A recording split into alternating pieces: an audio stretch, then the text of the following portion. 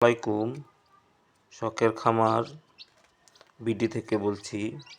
আলহামদুলিল্লাহ আমি ভালো আছি, আপনারাও মনে হয় সবাই ভালো আছেন। এই যে আমাদের দেশি মুরগির ছাও ফুটেছে, তা আমরা মাঠ থেকে আলাদা এভাবে করে পালি।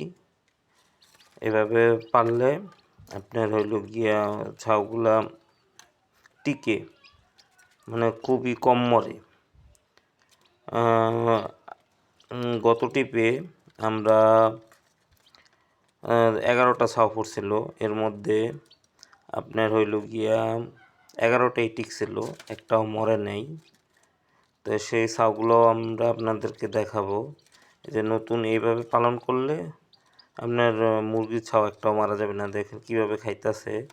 আর খোলামেলা পালন করলে দেখা যায় মার সাথে থাকে, তো ওই দেখা যায় আমাদের এখানে বিড়ালে নিয়ে যায়, তারপরে বাজ পাখি আছে, বিভিন্ন জীবজন্তু আছে, এগুলো ধরেন এই বাচ্চাগুলো খেয়ে ফেলে। তাই দেখা যায় 10টা ফুটলে 1টা 2টা 3টা এরকম, সর্বোচ্চ 3টা টিকে, এর বেশি টিকে না। তো এভাবে টিকলে ইনশাল্লাহ ধরেন সবই টিকে। তা গত টিপেরগুলো আপনাদেরকে দেখাইতেছি, ওগুলো আলহামদুলিল্লাহ সবই টিকছে। তা এগুলোর জন্য দোয়া করবেন যেন বেশি টিকে।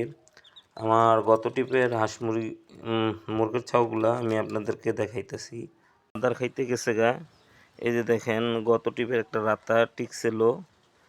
আর এগুলোর মা বাবা একটু শীতকাল ছিল, তো ডিমের একটু সমস্যা হয়েছিল দেখে খায়া ফেলাইছি।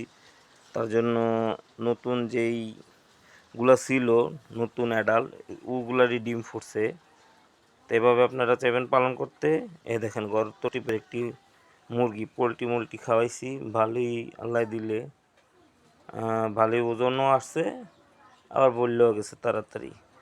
তো আপনারা সবাই আমার জন্য দোয়া করবেন।